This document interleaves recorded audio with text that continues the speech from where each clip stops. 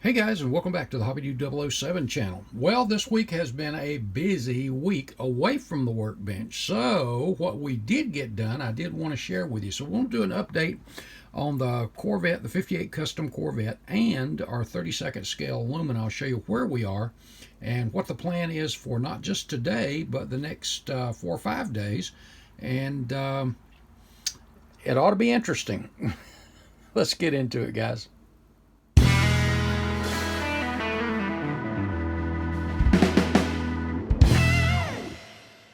Let's start off with a Corvette.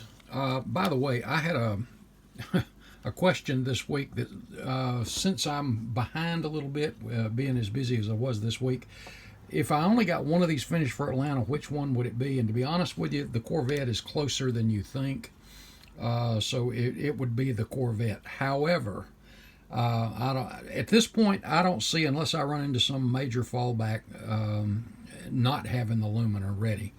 It's rocking along pretty good, and we're going to get into that here in a few minutes too. But I want to share with you, here's our belly pan and diffuser tray, and this again is a modified piece out of a Salvino kit. And check this out. I know we've looked at that before, but does that not just look mean? Like most supercars have the diffusers. That is just wicked. So I'm looking forward to getting this one done. And then the forward is just a piece of 30,000 sheet plastic that we cut to the shape. And you see the ridge there with the rivet lines. And we've done some of the inner fender wells, which we haven't done the suspension stuff for yet. And you see the lip here from where the inner fender well's got to be built back here. I got some stuff taped in, as you see there. And this is going to get a coat of semi-gloss black on the inside and out. And we're also going to be using on this our Scale Motorsports carbon fiber, like we did with the 40 Ford, and we've used this on a lot of stuff. And if you recall, even in the trunk, you see the carbon fiber, 2 different weaves in there. And the nitrous bottles, the fire extinguisher, I had done this like 14, 15 years ago, this stuff that was in the trunk, and it was just old. Got fresh paint, fresh everything, so it's going to look really, really clean. The nitrous lines, the braided lines, and the fittings, and I don't know if the light is going to be conducive with you seeing that, but there we go. So got some fresh paint on our fittings, and we're just freshening up everything because a lot of it's been around a long time. And again, those coves that go in the side, I know it's been a while since I've shown you this. Those are going to be, this entire cove will be carbon fiber. Kind of cool, huh? And I'm debating, and I'm pretty confident I'm going to use, so we're using 2 different weaves in different colors of the carbon fiber, the high def, and you see you got 2 different tones. This is the quad color high def, so you got a little bit darker and a little lighter, and then you've got the twill weave, which is what is in the trunk, by the way, that carbon fiber. And then the shelf that the nitrous bottles sit on are the high def. But that's coming along really, really good. This, and probably within an hour after I finish this, a lot of this is going to have some paint on it. The exterior of the body is going to get a final sand and probably one more coat of primer before our base coat goes down. Remember, there's 3 colors going to be on this. And it's going to look good. It's going to look good. Well, I like it. Let me put it that way. I don't know if it'll be that great to anybody else, but need your help on this. In the comments section, I had mentioned to you, I'm getting ahead of myself, the trunk and the hood are going to be opened at the same angle. And originally I was going to have this hood open this way, and my buddy Tim Kalankowicz gave me all kinds of fits about that. So even if it is a custom, but you know, I think he's right. If we do these at the same angle, that's going to look, it's going to kind of give it a flow back. But here's what I want you to put in the comments. The stock hood, and I've got a few of these kits. The stock hood has the louvers on the top and bottom. And in that we're a custom, you know, we've removed those those sunk in areas that had the Corvette emblems. And I'll show you what we're going to do with that later. And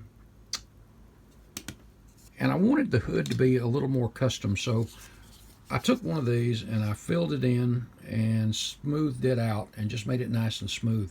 I kind of like this look to get it, again, a little more custom and away from that stock look. But I got to be honest, I really like that kind of, I like the louvers too, but I really like the smooth look. So I'm kind of up in the air. So give me you guys' opinion, and I'll take that into consideration too, and I'll make a decision. I still kind of swaying here, but I don't know yet. I don't know. I think they'll both look pretty good. Let's see, is there anything else I want to go over on the Corvette right now? The engine work is coming along great. I did gut some of the stuff and totally redid some of it. And in doing that, I've got this reassembled now, and we got our aluminum valve covers. A lot of the stuff, it just needed to be refinished. And so I didn't do the plug wires yet. I've got them all cut, and the boots, all that stuff is piled up here. I've just got to get it back on here. This will be the engine that's in the car, and then we'll have our displayed engine, if you recall, beside it. But it's coming along pretty good. I'm pretty sure that's it on the Corvette right now. So let me get this stuff out of the way, and we'll take a look at the Lumina. As you can see, we're starting to get color on some things, and if you remember from the Earndhart car, the chassis color is poppy red. We're going to be using the MCW Model Car World finishes, both the lacquer and the enamel. The lacquers, as you see here, and these have a little marble on them. You see how thin they are? These are pre-thinned, ready for airbrush. You don't have to do anything, just load them up and shoot them. The enamels are a little thicker, great for touch-up, and as you can see, they're a match. They're the same color. In fact, they're the same number, with the exception, both of them poppy red, number 6434, just the E on the enamel. But great paint. Fast drying, tough as nails, really good stuff. And we'll get into where you can get this shortly. Anyway, so we've got our colors on, as you see, the inside of the Lumina. We've got all of our, and I tried to change the air pressure where I get more of a semi-glossy gloss, but more of a gloss, but I didn't want it mirror finished on the inside. And as you see, that turned out really well.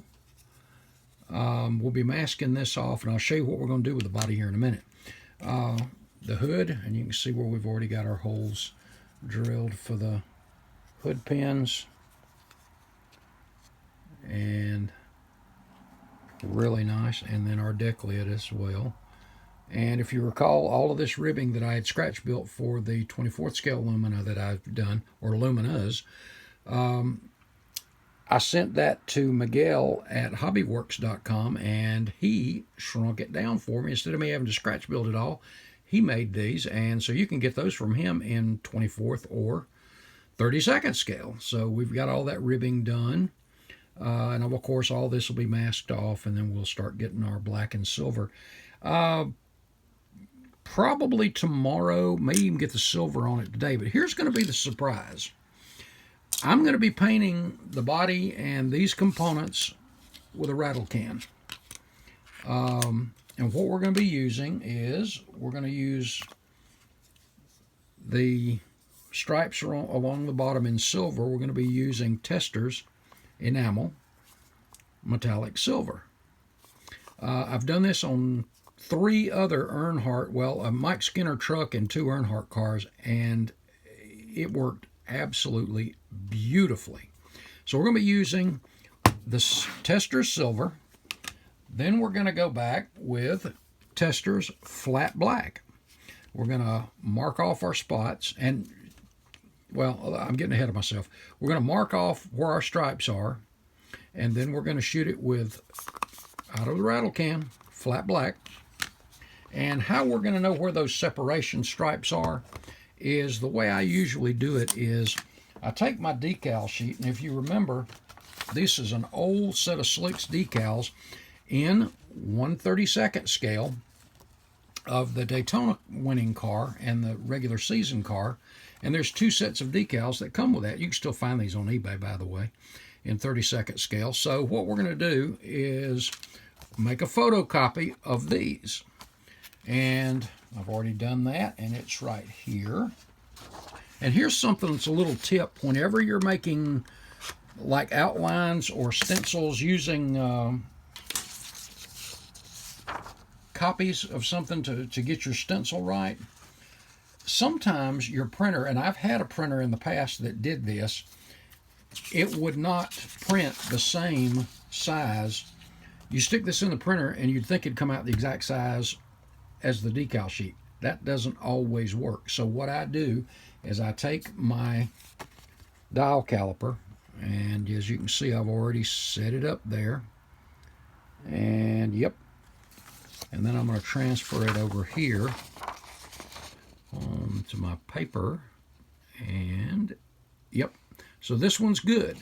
Well, what I'm going to do is I'm going to cut out this number, and then I'll place that right here on the door. And that way I'll know how high up, based on all the research pictures we've got, if you remember, how high up that silver needs to come, and then to allow for that red-orange, that poppy red stripe to go down through there too, the separation stripe. And after we get our base coats on there, we're going to go back and do something. I've got about 6 cans of this left, and I don't know if Tester's Rust-Oleum still makes this or not, but I've got, like I said, about 6 cans. They used to come 3 to a sleeve, but this is the old Model Master enamel top coat. Now, I'm not using the gloss coat that you can still get. In fact, I don't know that you can't still get this in the enamel in the Tester's line. But this is high gloss clear coat, and it is, again, an enamel top coat. This stuff, man, you sand this out and buff it out, and there's nothing more beautiful than a glass finished black race car, or a black car anyway. This stuff is awesome. And like I said, this will be the 4th Goodwrench color scheme that I've done, and I'm doing it no differently than I've done with great success in the past. And I'm hoping I don't botch it up. So, Tester's regular silver, flat black, and this high gloss clear coat. Good stuff, good stuff. Let's take a look at the chassis. Few problems. As you can see, well, let me show you this first. We've got our roll bars painted and our fuel cell. And by the way, if you'll notice, the fuel cell is red, which is regulation. And you'll notice that there is a difference. Look at that contrast. You got a little red, more red, and then you've got the red-orange, the poppy red. That is the chassis. So you can see there is a difference there. And of course, I haven't painted the bracing or any of the other stuff on the fuel cell yet either. And there'll be some stuff in here as well that sets off separately. But coming along really well. A lot of this will get done probably in the next within the next 4 or 5 days anyway. So I could paint both sides of this. I kind of held this with my glove on while I was airbrushing this part. And once I got all of this done, I hung that on one of these bars here and let that cure. Then I got it in the dehydrator for about 2 or 3 hours. And one way I always check to see if the paint is gassed out, is fully cured, is by smelling it.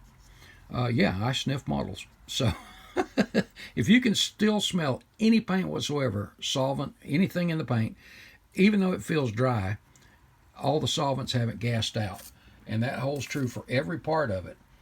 So make sure you check everything, make sure that it's fully cured. Now I'm going to go back and airbrush and paint all of this, probably right at the close of this video, and so I can get it drying. And how I'm going to keep, you know how a lot of times you see the gloss we've got there. Any of the overspray from here would leave a dull, a little bit duller finish. So how I'm going to fix that is mask it off. And the way I do that to keep some issues from occurring is I take my X-Acto and an old sandwich bag. Actually, this is a new sandwich bag. Cut the zip lock off, or the zip top off there. And I get my masking tape and, well, that is if I can get my hand to work, or am I doing it on the right side? There we go.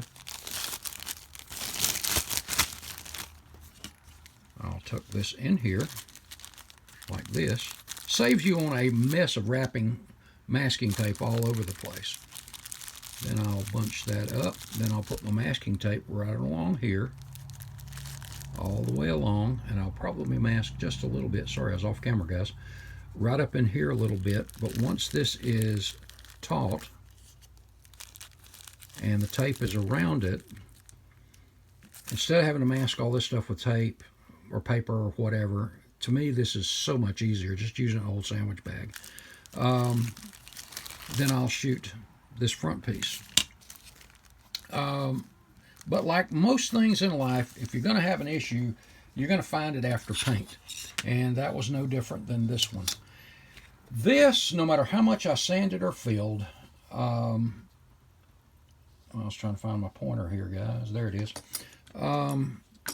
If you'll notice, let me get it in the light just right. Hopefully you'll be able to see this. You see that little injection mark right there? There's another one right there. I filled and sanded 3 or 4 times at least. Seriously, guys, I could not get those out. So don't panic when you don't get frustrated. I should have just done this to begin with. But this is going to serve 2 purposes. The piece I'm going to put here. Here's our rear bulkhead. And you notice I haven't painted the top. That's going to be, well, you'll see that. But even when that's all the way in, you're going to notice that there's a gap, and that's all the way down. I'm not sure this is focusing for you guys to see it or not, but there's a gap. Let's try it this way. Oh yeah, you see the gap right here and right here. So no, we can't have that. And as much as I've sanded and taken down here and here, and of course we're going to fix this giant hole here to make it a little smaller too. But to cover that up, I took a piece of 20 thousandths sheet plastic, 20 thousandths by, I think it's 188. It's an evergreen piece. And I cut it to 1 3/16. And how I did that, how I knew that was just take our caliper, put that to the ruler, and then boom, there we go. And then cut it to that size using our chopper. And this will fit right there.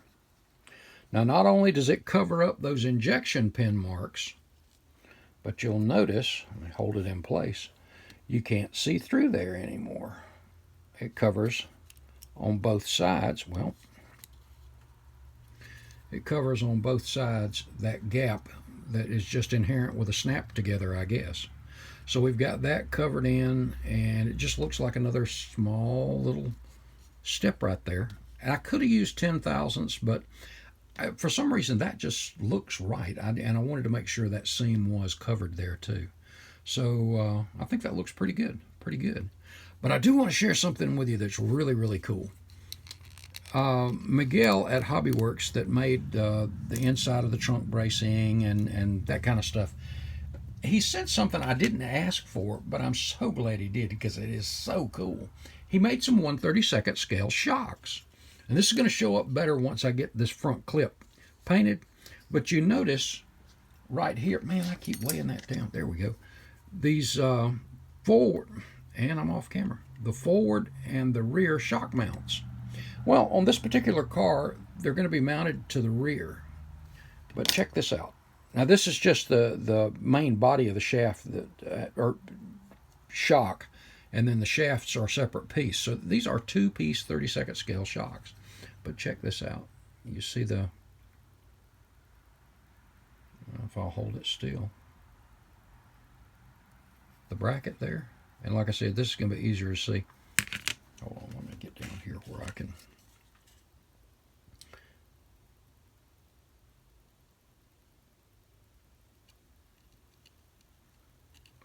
Well, there we go. Check that out. Just lock right on there. And I look forward to, or if we were doing them in the front, there you go. But you've got that, the space there, which is perfect. Oop. Just cool, just cool. So we're going to get this painted. You're going to see a lot of difference in this because there'll be some components on this next time you see it too. I've got some things to add here to the track bar mount here. There's several things. Then the screen for the rear end cooler. There's all kinds of goodies that are going to be on here. And let's see, I think that's about it, guys. Like I said, tomorrow there'll be black and silver on the body. This will be painted tonight. May even do the silver on the body tonight. Got some things on the Corvette I still want to jump on. That's not going to be that big a deal. The belly pan, some of the inside fender wells on the engine bay, and I'm wrestling with carbon fiber. The inside, and of course, again, there's got to be the suspension stuff cut in here too. And everything's just kind of taped and held in, but looking good. Got some touch-up work down here to do too. But this is closer to being done than the stock car, but I'm confident both of them are going to get done. Okay, guys, I think that's it. And for that MCW paint, head over to HobbyNut Models. Check out Mark's inventory on it. It's great stuff. If you haven't tried MCW, there's so many great hobby paints out there for automotive and everything else. But just awesome stuff. So check them out. Also check out his inventory. There's a lot of great new kits out there, and he's got some great prices on them too. Well, guys, that's going to be it. I hope I'll see you in several days anyway with an update on both of these, or one anyway. So, guys, have an awesome weekend. I love you. Remember, Jesus loves you, and I will talk to you in the next one. Thanks, guys.